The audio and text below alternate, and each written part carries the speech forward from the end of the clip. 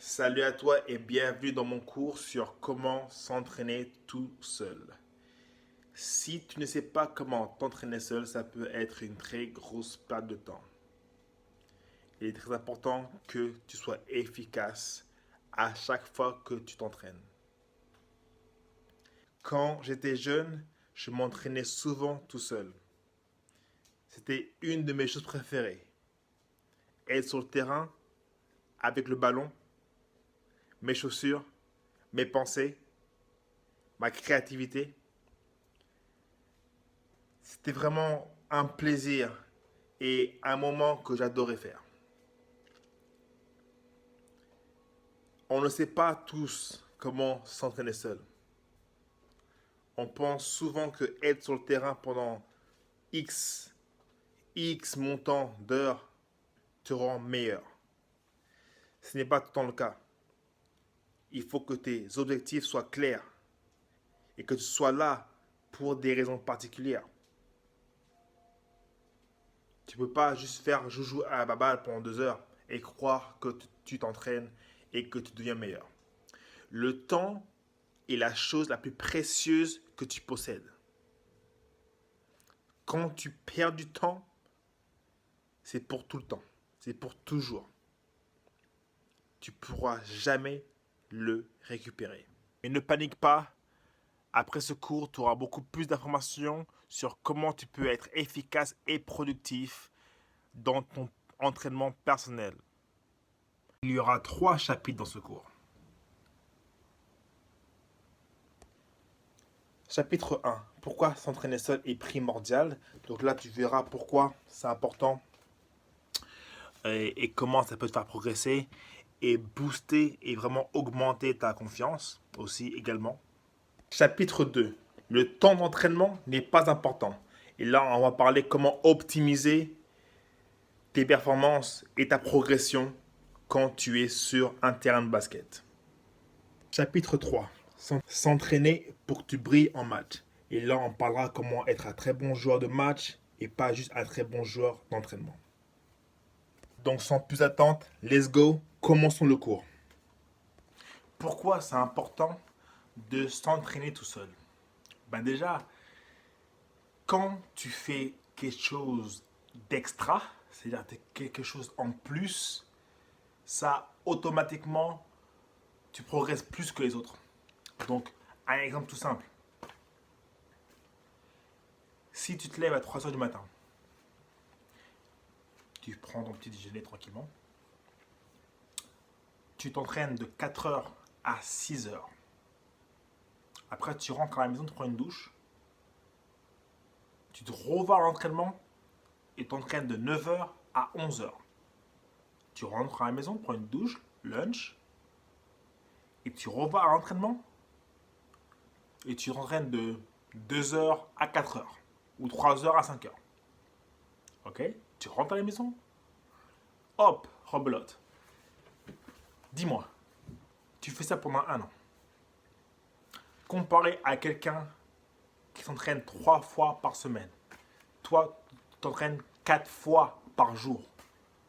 Qui va plus progresser? Toi ou l'autre personne?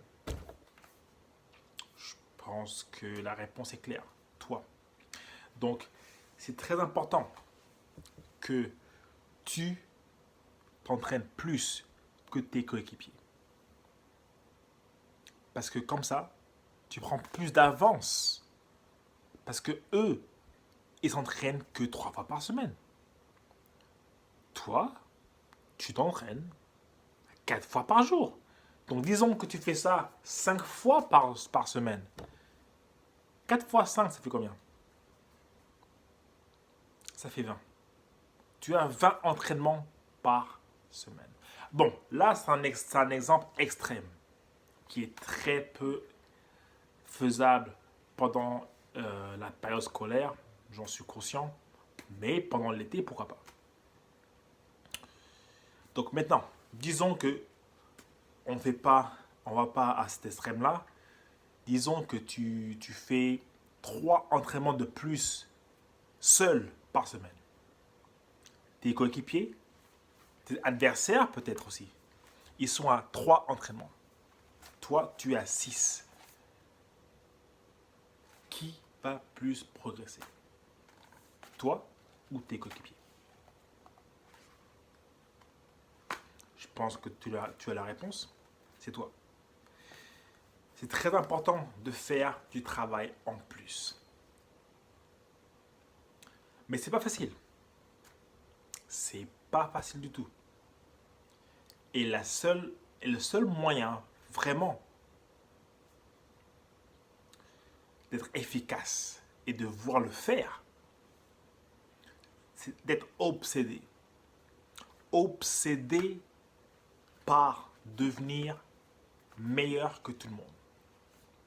Et c'est pour ça que s'entraîner plus, quand tu es obsédé, omnibulé par plus progresser et être meilleur que tout le monde, ça va forcément, avoir un impact sur ton jeu comparé à tes adversaires ou comparé à tes coéquipiers. Donc voilà pourquoi c'est très important de s'entraîner tout seul. Tous ces entraînements en plus que j'ai fait m'ont aidé vraiment à prendre le large et à me différencier de tous mes coéquipiers à l'époque où j'étais en Benjamin et minime. S'entraîner seul est quelque chose qui est important parce que des fois, tu n'as pas forcément quelqu'un qui peut t'accompagner.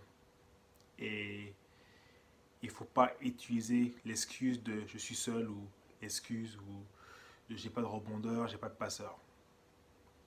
Et c'est là que le mental et que ton but au début du cours, au début du cercle, on a parlé de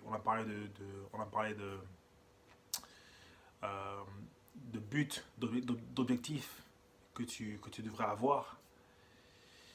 Là, c'est l'occasion de les utiliser pour te motiver à aller sur le terrain, peu importe qu'il y ait du monde ou pas. Moi, si j'étais seul, je préférais à l'époque qu'il n'y ait personne. Parce que pour moi, c'était mieux. Je pouvais. Je n'avais pas besoin de m'inquiéter. Parce que je sais, s'il y a du monde, ils vont me dire venez, allez, viens, on joue. Et je ne suis pas là pour jouer, je suis là pour m'entraîner. Je n'étais pas là pour jouer, j'étais là pour m'entraîner. Pour vous donner un exemple, un jour, Dwyane Wade expliqua qu'il jouait un match contre les Lakers à Miami. C'était à l'époque de LeBron James et Dwyane Wade au Heat de Miami. À la fin de ce match, il y a Kobe qui reçoit le ballon pour shooter un shoot au buzzer. Dwyane Wade défend sur lui. Dwyane Wade fait une grosse faute au bras de Kobe. Kobe rate le shoot au buzzer. L'arbitre ne siffle pas la faute. Kobe est furieux et les Lakers perdent le match. Après ce match, alors que Dwyane Wade et LeBron James sortaient des vestiaires, ils entendent une balle sur le terrain. Et ils voient Kobe au même endroit où il a raté le shoot quelques heures avant, shooter en condition de match. Donc c'est pas shooter, il transpirait. C'était vraiment shooter à la même vitesse que va un match, à pleine vitesse, avec son traîneur qui lui toucha le bras à chaque fois que Kobe shootait. Kobe voulait reproduire la sensation d'être touché au bras et de shooter à la dernière seconde. Kobe n'a pas demandé à un coéquipier de venir. Kobe Bryant de lui-même est resté de 11h à peu près 3h du matin à shooter au même endroit, le même shoot. Encore et encore et encore et encore. Je ne sais pas si Kobe a eu l'opportunité de reproduire ce shoot en match, mais je vous garantis que moi j'ai vu pas mal de highlights de Kobe où effectivement il a mis des shoots alors que le défenseur touche son bras.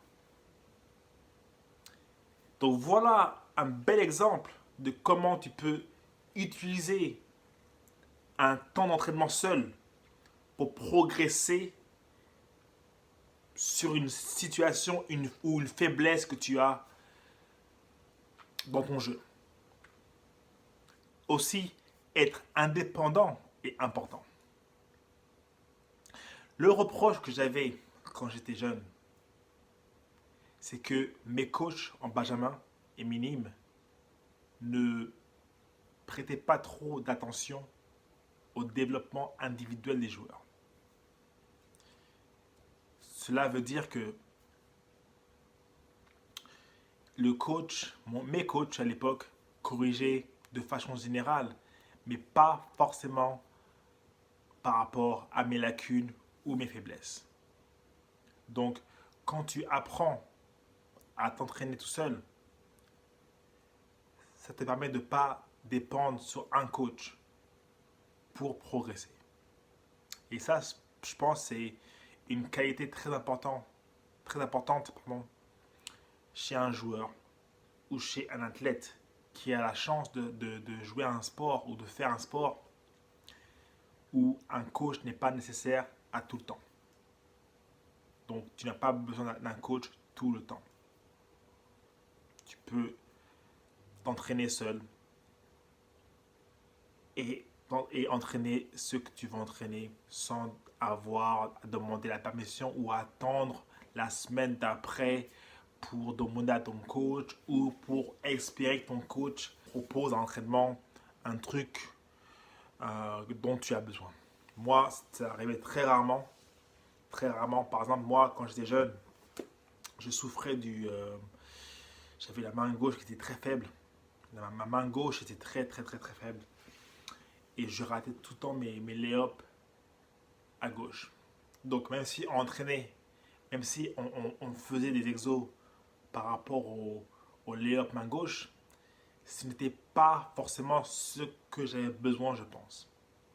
C'est pour ça que dès que j'avais l'opportunité, je travaillais que ma main gauche en faisant du dribble, des passes, afin de l'améliorer. Parce que le coach entraînait la main gauche comme tout le monde. Donc peu importe comment dire, peu importe ton niveau de progression, donc peu importe où tu es, est-ce que tu as une main forte, correcte ou très faible ou mi-faible, peu importe ton niveau, voilà, peu importe ton niveau de ta main gauche, le coach faisait partout pareil pour tout le monde.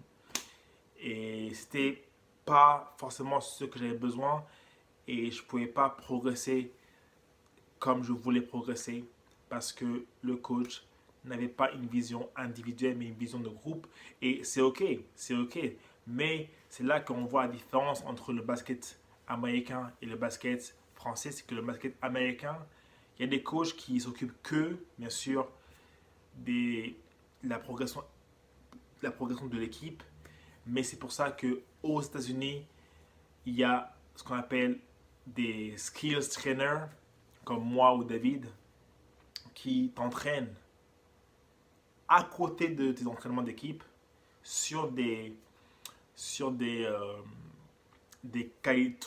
techniques spécifiques dont tu as besoin. Et un skill trainer, il faut savoir un truc, c'est que tu n'as pas besoin d'un skill trainer tout le temps. Ok? Tu peux aller voir un skill trainer une fois par mois, deux fois par mois, prendre les connaissances de ce que tu veux apprendre. Même, bien sûr, t'entraîner parce que c'est pas un skill trainer non plus qui va transformer ton jeu. Le skill trainer va te donner les infos que tu as besoin pour progresser, mais après, c'est à toi de prendre ces infos pour les transformer euh, en routine d'entraînement quand tu es seul sur le terrain de basket. Bien sûr, à l'entraînement, mon coach faisait des exos main gauche, mais les exos main gauche n'étaient pas forcément appropriés à ma progression et à mon niveau. Donc disons que une main gauche à 5 niveaux, j'étais plutôt niveau 1. Tu avais des coéquipiers, il y avait des joueurs qui étaient niveau 2, d'autres 3, d'autres 4. Mais le coach ne pouvait pas faire un exo juste niveau 1 rien que pour moi. Parce que il a 15 autres joueurs à s'occuper. Donc il peut que faire des exercices pour tous les joueurs ensemble.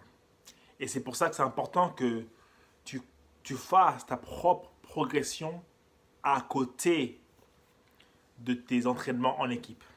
Donc moi, j'entraînais ma main gauche de façon très simple, en faisant du dribble, de la manipulation de ballon du toucher, des passes main gauche. Toutes ces choses-là m'ont fait progresser petit à petit pour que je puisse reprendre, je devrais dire, rattraper mes lacunes main gauche que j'avais comparé à d'autres joueurs de notre équipe. Maintenant, je voudrais parler d'un sujet qui est très important, qui me fait un peu sourire, me parle de ces entraînements de 5-6 heures, voire 3 heures sur un terrain, parce que l'information que je vais vous dire maintenant, c'est une information que tout le monde, que chaque coach devrait enseigner à ses joueurs. Quand je jouais en Angleterre, en première division, notre coach, George Hatchell, avait une mentalité semblable à un coach légendaire américain de la NBA qui s'appelle Pat Riley. Pat Riley, comme mon coach George, était connu pour ses entraînements longs, très longs. On pouvait s'entraîner facilement 3 heures, 3 heures et demie par jour sur le terrain. Très, très éprouvant, très fatigant. Par contre, ça variait. Des fois, on pouvait s'entraîner 2 heures et demie. Des fois, on pouvait s'entraîner 3 heures. Le plus qu'on s'entraînait, et là c'était parce qu'on avait perdu un match, donc on avait pas mal de boulot à faire et de choses à corriger, était 4 heures. Maintenant, je vais vous dire un truc. Georges, mon coach, n'a jamais dit aujourd'hui on va s'entraîner pendant 4 heures. Georges n'a jamais dit ok, l'entraînement sera de tant de durée. À l'entraînement, on avait des missions, on avait des objectifs qu'on devait remplir avant de quitter la salle. Et tant qu'on n'a pas rempli cette mission, ces missions, on devait rester sur le terrain jusqu'à quand on finisse et on remplisse les objectifs qu'il nous avait donnés. Alors, cette mentalité de dire que je suis sur le terrain pendant 3 heures, coach, je m'entraîne tous les jours 2 heures sur le terrain, mais je progresse pas, je comprends pas. Coach, hier, je me suis entraîné pendant 4 heures, mais je sais pas, je suis encore sur le banc, je comprends pas. Il faut comprendre une chose. Ce n'est pas, et ça c'est important à noter, le temps que vous passez sur le terrain n'équivaut pas, n'égale pas votre progression. Donc ce n'est pas parce que vous êtes sur le terrain à faire joujou à la baballe pendant tant de temps que vous progressez. Donc là, Vous allez me dire, mais comment je progresse? Qu'est-ce que je dois faire pour progresser? Résultat, objectif. Quand tu vas sur le terrain, il faut que tu aies des objectifs. Ok? Il faut que tu aies des objectifs variés, mais des objectifs. Et tu ne quittes pas le terrain tant que tes objectifs ne sont pas remplis. Là, peu importe que tu sois sur le terrain 20 minutes, 1 heure, 2 heures, 3 heures, tu as une mission à accomplir. Donc là, je ne veux plus que tu te concentres sur le temps. Je veux que tu te concentres sur le résultat, sur un objectif précis. Un exemple.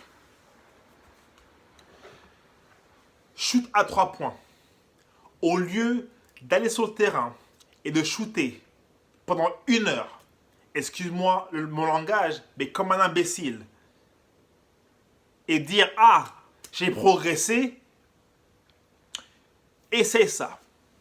Tu vas sur le terrain, tu dis « Ok, je suis à l'aile, je vais mettre 20 paniers à 3 points à l'aile. Je suis sur le corner, je vais mettre 20 paniers à 3 points sur le corner. À mi-distance, je vais mettre 30 paniers à mi-distance avec fin de tir.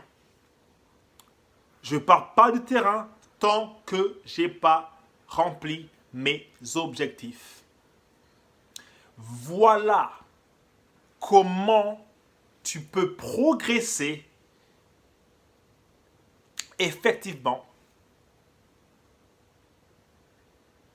en ayant un objectif ou plusieurs objectifs à remplir. C'est simple. Pour le dribble, pareil. Au lieu de faire du dribble sans but, sans objectif, ça ne sert à rien. Pourquoi tu ne dis pas je vais faire des crossovers à fond, pendant 1 minute, 3 fois, 4 fois, peu importe. Et je pars pas ou je finis pas, ou je passe pas à un autre skills, à un autre, je passe pas à une autre technique tant que j'ai pas fait 5 fois 1 minute à fond de crossover. Pareil pour entre les jambes. Pareil pour step back. Voilà comment tu peux progresser. Il faut toujours avoir un but. En Chine, j'ai un programme pour mes joueurs chinois en ligne. Un programme de contrôle de ballon. Enfin, j'en ai plusieurs, mais là, je vais vous parler de celui de mon programme qui est basé sur le dribble. C'est un programme intense. Les Chinois, quand ils le font, ils sont surpris parce que ils ont l'habitude, comme tous les joueurs, d'aller sur le terrain et faire joujou à la balle. Ils font joujou. La la la la, joujou, la la la la la. Ils font un peu de cross, derrière le dos, entre les jambes. Ils font un peu de streetball. Et ils se disent, j'ai progressé aujourd'hui. Mon programme a changé leur vie. Parce que chaque dribble a un timer. Un timer, c'est à contre-arbour. Contre-arbour. Contre-arbour. Contre-arbour. Ok? Donc, il y a un contre-arbour. Tu dois dribbler à fond pendant 2 minutes. 1 minute. Ça dépend de la semaine. C'est un programme de 6 semaines. C'est un programme de 6 semaines, les gars. 6 semaines. Progressif. Les 2 premières semaines. 1 minute chaque exo 3 fois. Et ça augmente. Après, c'est 5 fois. 7 fois. chaque semaine, ça augmente. Voilà comment tu progresses. Voilà comment tu progresses et comment tu t'améliores. Comment tu améliores ton dribble. C'est pas en faisant des gris-gris que ça va marcher. Il faut que tu aies un but. Il y a un truc aussi que je veux dire. Un point qui est très important. C'est que un corps humain, un corps humain ne peut pas aller à toute vitesse plus que entre, la science dit, la science humaine dit, quand je dis à toute vitesse, c'est à toute vitesse. C'est-à-dire que tu donnes tout, tu donnes tout, tu donnes tout. Un corps humain ne peut pas dépasser plus de 90 minutes en allant à fond. Certains vont arrêter, ils ne peuvent pas aller plus d'une heure. D'autres personnes ne peuvent pas aller plus d'une heure et demie à fond. Donc, quand on me dit que je me suis entraîné dur pendant 3 heures, je rigole. Parce que je veux voir comment tu t'es entraîné dur. Après, je ne dis pas que tu ne t'es pas entraîné pendant 3 heures. Je dis, est-ce que tu t'es entraîné de façon à ce que tu progresses pendant 3 heures? Et la seule façon de faire 3 heures et d'y aller à fond, c'est pas de penser je vais faire 3 heures, c'est penser j'ai un objectif. Donc, j'ai ces 23 points. J'ai ces 23 points à mettre. Il faut que je les mette. Si ça prend 3 heures, ça me prend 3 heures, mais il faut que je mette mes 23 points. Après, je dis 20, ça peut être 30, 40, 50, 100. Quand j'étais joueur, je shootais 103 points par jour après l'entraînement. Marqué. Pas sans shooter, sans marquer. Et si on avait beaucoup plus de temps de salle, j'aurais sûrement doublé le nombre de shoots à 3 points. C'est bon. On fait avec ce qu'on a. Au moins, j'ai progressé avec ces 103 points que je vais mettre après chaque entraînement. Donc, voilà pourquoi je voulais te parler de ça, parce que ça me semble un sujet très important.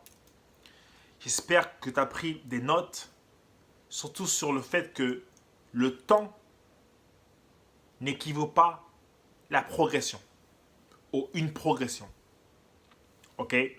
C'est très important que tu saches ça et c'est très important que tu changes ta façon d'entraîner si tu t'entraînes tout seul. Et j'espère que après ces 2 chapitres, tu aies envie ou tu aies compris l'importance de s'entraîner tout seul. Là, je pense que c'est le sujet le plus important de la leçon. C'est le sujet c'est la cerise sur le gâteau. C'est vraiment le chapitre qui va, comment dire,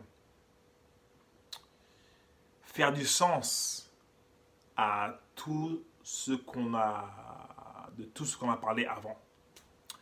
Là, c'est vraiment, là, tu vas pouvoir passer un autre cap et être vraiment, vraiment, vraiment performant dans tes matchs. La question est, pourquoi, quand je m'entraîne seul, ou pourquoi à l'entraînement, je rentre mes shoots, où j'ai plus confiance en moi, mais pendant le match, ça ne rentre pas et j'ai pas confiance. Ça, c'est une question qui est mondiale. C'est en Chine, c'est la même question. En France, je suis sûr, c'est la même question. Aux States, aux États-Unis, on pose souvent la question. Et partout où je voyage, on me pose cette question. Il faut savoir une chose, c'est que déjà, il faut comprendre pourquoi tu t'entraînes. Tu t'entraînes pour être performant en match. Donc en fait, si tu t'entraînes dans des conditions qui ne sont pas comme dans le match, ça sera très difficile de transférer tes entraînements perso et les appliquer dans un match. Parce que dans un match, tout va plus vite. Il faut savoir un truc qu'on m'a appris quand j'étais à Levallois, c'est que quand tu es en match, ton cerveau va se préoccuper de ce que tu sais faire très bien. Je répète, ton cerveau va choisir les qualités que tu sais faire très très bien. Pourquoi? Parce que en match officiel, il y a une pression parce que là c'est officiel, il faut gagner. Il faut éviter de perdre le ballon. Il faut éviter de faire des erreurs. Et là, on revient à des sujets qui sont très importants, de discipline, d'habitude. Est-ce que tu as l'habitude de faire les mouvements que tu fais en match à l'entraînement? Est-ce que les mouvements que tu fais en match, tu les entraînes suffisamment pour que ton cerveau, ta conscience, dise ok, ces mouvements-là, je sais les faire, je n'ai plus besoin d'y penser. Est-ce que tu t'entraînes de façon comme ça? Donc, est-ce que tes entraînements perso, solo, tout seul, sont intensifs? C'est-à-dire, est-ce que ils sont intensifs comme un match? Moi, j'ai plusieurs exos et si tu veux, on peut en parler à la fin de ce cours. J'ai plusieurs exos qui peuvent t'aider à avoir des mêmes sensations de match quand tu t'entraînes solo. Il faut que tes jambes, il faut que le feeling, il faut que la vitesse d'exécution soit aussi rapide que quand tu fais un match. En match, tu as qu'un seul mouvement. Tu as qu'une seule chance, tu as une seule lecture. En marche, tu ne peux pas te permettre de faire des choses. Enfin, ton cerveau, ta conscience ne peut pas te permettre d'utiliser des choses que tu ne sais pas faire. Donc, consciemment, ton cerveau va faire les choses que tu sais faire. Donc, si à l'entraînement, tu fais des choses, mais tu ne travailles pas assez, il ne faut pas s'étonner qu'en match, ça ne passe pas. Donc, c'est très important que tu utilises une bonne vitesse, une vitesse de match. Ok? Très important que tu aies l'attitude de match. Très important que tu essayes de répéter les mêmes sensations.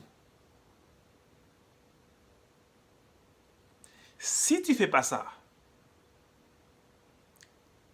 en match, tu auras toujours peur. Parce que ta conscience, ton cerveau sait que tu n'as pas travaillé ces mouvements assez. Donc, à quel point tu dois travailler tous les mouvements, tous les shoots que tu veux, toutes les techniques que tu veux utiliser en match. Prenons la marche, prenons courir par exemple. Quand tu cours, est-ce que tu réfléchis? quand tu cours. Ou tu cours juste. Quand tu marches, tu réfléchis pas. Tu marches juste. Les techniques de basket, c'est pareil. Il faut que tu les fasses suffisamment pour qu'en match, ça soit comme courir. Tu n'y penses pas. C'est automatique, c'est mécanique. Et tant que tu t'entraînes pas comme ça, solo ou en équipe, peu importe, en match, tu vas toujours avoir un problème. Prenons moi à l'époque. Il faut savoir un truc. C'est que c'est un petit secret. C'est un petit secret. Même quand le basket était ma profession et que je jouais en Angleterre, Hong Kong, la Chine, ma main gauche n'a jamais été mon point fort. J'ai très rarement utilisé ma main gauche en match. Alors je l'ai travaillé. Mais elle n'était pas au point où ma main gauche était un de mes points forts. Donc, quelqu'un en match, s'il avait un peu de jugeote, s'il savait lire mon comportement, mes habitudes de jeu, il verrait que ma main gauche est plus faible que ma main droite. Et là, en match, j'ai un handicap. C'est pour ça que c'est très important de travailler des mouvements, des techniques qui puissent s'appliquer en match. Donc, vitesse et assez de répétition. Il faut répéter, répéter, répéter. Et c'est ennuyant. C'est ennuyant.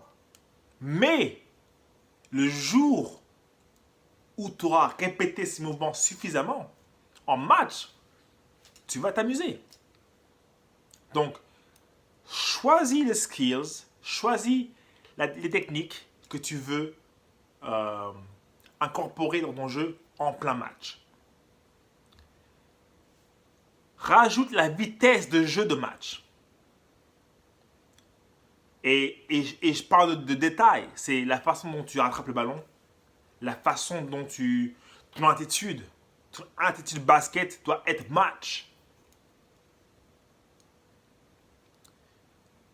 Et répète ça suffisamment et je te garantis qu'au bout d'un certain temps, tu pourras incorporer ces mouvements dans les matchs. Où ce que tu travailles va commencer à payer et à marcher en match. Donc, c'est très important de comprendre ça. Parce que c'est quelque chose que beaucoup de gens ne comprennent pas. Et ça, c'est la faute des coachs qui devraient apprendre ça à chaque joueur. Ça devrait être inscrit dans les leçons ou les sujets à parler au début ou pendant une saison. Comment puis-je incorporer ces mouvements en match? Donc j'espère que ça t'a un peu plus éclairé sur sur les raisons pour lesquelles tu as du mal. Et si tu veux, je peux même te donner un exemple où tu peux, ou un exemple d'un exo que tu peux faire tout seul, mais qui peut simuler une situation de match. Par exemple, tu es à une ligne de 3 points, tu te passes le ballon à toi-même, tu shootes. Par contre, là, il faut. Tu shootes. Et là, je parle de la façon dont tu attrapes le ballon. Il faut que les détails soient précis. Ok? Donc, la façon dont tu attrapes le ballon. La façon dont tu attrapes le ballon. Ok? La façon dont tu shootes, la vitesse d'exécution. Il faut que tout ça soit comme un match. comme tu serais, comme tu serais en match. Comme tu serais en match. Sinon, ça ne marchera jamais. Jamais. Donc là, il faut utiliser son imagination. Combien de temps tu as pour shooter quand un défenseur court vers toi? 1 seconde. 1 seconde et demie. S'il est un peu loin, peut-être 2 secondes. Tout ça, il faut que ça soit dans ta tête. Tout ça, il faut que tu mimiques. Il faut que tu mimiques. Il faut que tu fasses comme si tu es en match. Et ça, c'est la clé pour pouvoir incorporer n'importe quelle technique dans un match. Et ça, c'est un sujet qu'un coach devrait aborder avec ses joueurs. Au moins une fois. Comme ça, les joueurs ont au moins l'information une fois. Bon, là, c'est bon, vous l'avez. Vous pourrez l'incorporer, l'appliquer, et vous verrez que vous aurez les résultats que vous voulez. Il n'y a pas de secret.